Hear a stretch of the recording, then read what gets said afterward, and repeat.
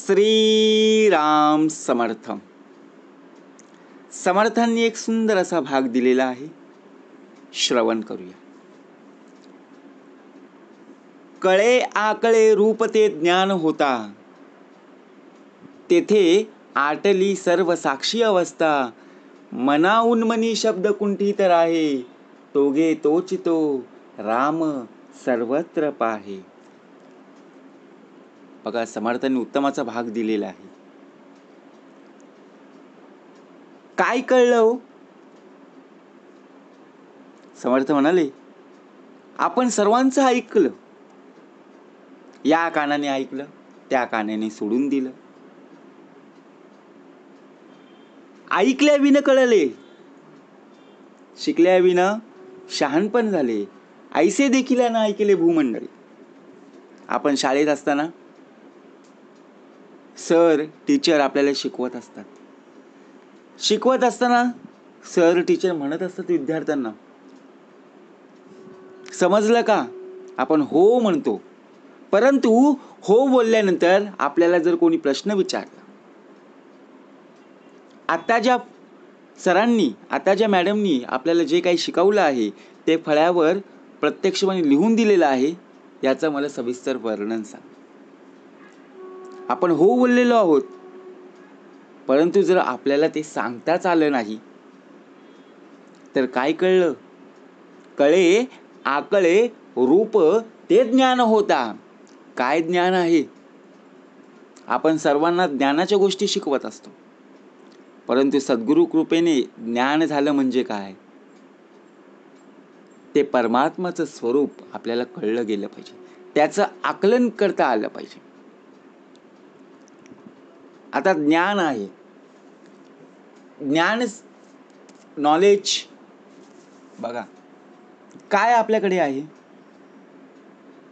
आपण सर्वांना सांगतो, माझ्याकडे खूप नॉलेज आहे, माझ्याकडे खूप ज्ञान आहे, मला कोणताही प्रश्न विचार, त्या प्रश्नाचं उत्तर मी तुम्हाला देईन, असं आपण म्हणतो.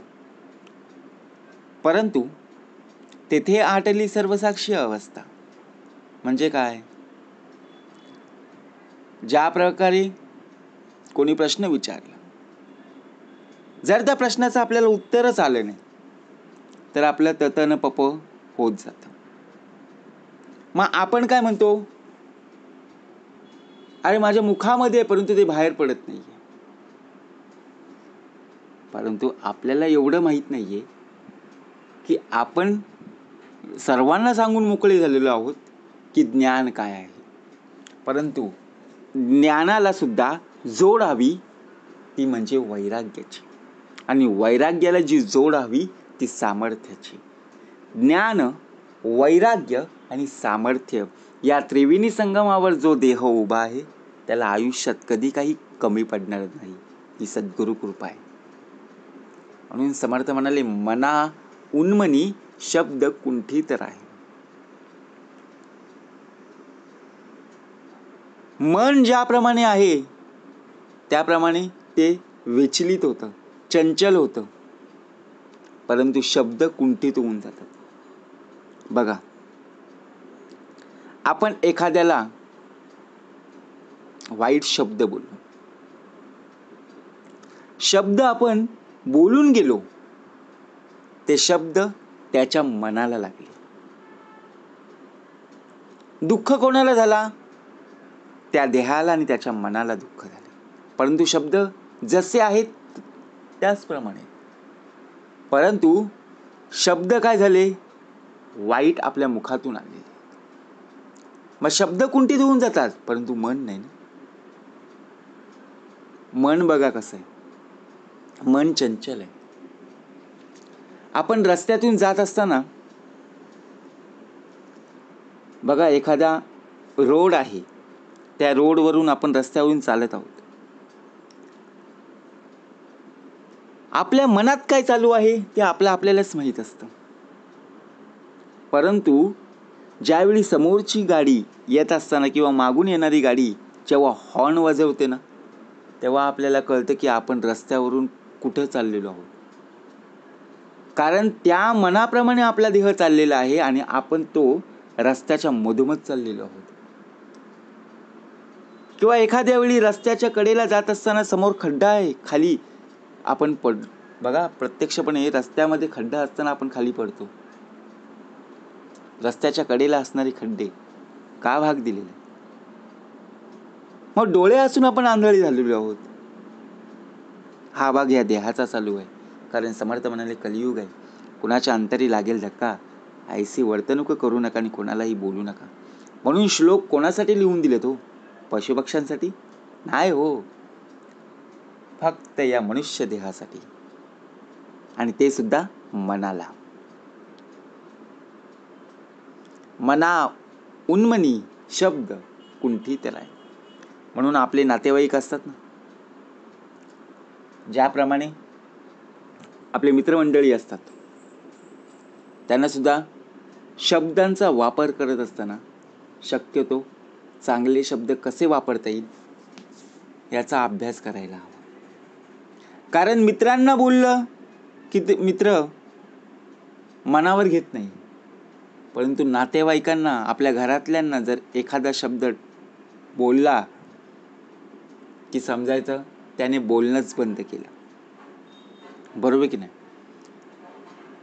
तोगे तोची तो राम सर्वत्र पाहे. ज्याच्या दृष्टी खालून गेले ऐसे काहीच नाही उरले. आपण रस्त्यातून चालत असताना किंवा आपण घरामध्ये बसलो असताना, आपल्या घरामध्ये कोणीच नाहीये. बघा हा भाग कसा दिलेला आहे. फ्रीजमध्ये गुलाबजाम ठेवलेले आहेत. आई म्हणाली, बाळा फ्रीजमध्ये गुलाबजाम आहेत. बाळा म्हणतो मी नाही खाणार. आहे तसेच ठेव. परंतु बाळा हा खाणारच होता. आल्यावर बघा प्रत्यक्षपणे आईने पाहिलं की फ्रीजमधले गुलाबजाम नाहीसे झाले. आता आपल्याच मुलाने खाल्लेलं आहे हे आईला माहित होतं, परंतु मुलगा म्हणाला आई मी नाही खाल्लं. काय बोलला की मी नाही खाल्लं, म्हणजे खोटं कोण बोलला? तर प्रत्यक्ष मुलगा बोललेला आहे. कळे आकळे रूप ते ज्ञान होता. मग काय कळलं? आईने दिलेले संस्कार कमी पडले का? परमेश्वराची शिकवण कमी पडली का? नाही. तोगे तोची तो राम सर्वत्र पाय. जरी आपण खोटं बोलत असू तरी परमेश्वराशी कधी खोटं बोलताच येत नाही. कारण पाप पुण्य त्याच्या हातात आहे. आपण किती खोटं बोलत आहोत, किती खरं बोलत आहोत, त्याच पाप पुण्यावर नरक आणि स्वर्ग आपल्याला पाहायला मिळतं. म्हणून जर स्वर्ग पाहायचं असेल ना, तर प्रत्यक्षपणे परमेश्वराचं स्मरण आणि देवाचं ज्याप्रमाणे जप आपल्या मुखात असलं पाहिजे. मी बघा प्रत्यक्षपणे स्वर गात आहे, परमेश्वराचं स्वर गात आहे, देवाचं नामस्मरण करत आहे. मग नरक यातना केव्हा? कळून सुद्धा जर आपण चुकी करत असू तर शेवटी नरक यातनाच आहे ना. म्हणून भाग समर्थांनी पहिल्याच ओवीमध्ये का दिला? ऐकल्या विन कळले, शिकल्या विन शहाणपण आले, ऐसे देखील ना ऐकले भूमंडळी. ऐकतोय, कळलं तरी वळत नाहीये, म्हणून तर भाग दिलेला आहे ना. मग शेवटी नरक यातना त्यासाठी भोगावी लागते. म्हणून ज्याप्रमाणे परमेश्वराची ओळख, परमेश्वराची जाणीव ज्या दृष्टीने आपल्याकडे बघा परमेश्वराचं स्मरण असेल ना, तर नक्कीच या आयुष्यामध्ये आपल्या जीवनाचं सार्थक झाल्याशिवाय राहणार नाही. म्हणून समर्थाने उत्तमाचा श्लोक लिहून दिलेलाच आहे. कळे आकळे रूप ते ज्ञान होता. कोणतं ज्ञान, कोणतं वैराग्य आणि कोणतं सामर्थ्य? तेथे आटली सर्व साक्षी अवस्था. मना उन्मनी शब्द कुंठित राहे. बोलताना सुद्धा विचार करूनच बोललं पाहिजे. तोगे तोची तो राम सर्वत्र पाहे. जय जय रघुवीर समर्थ.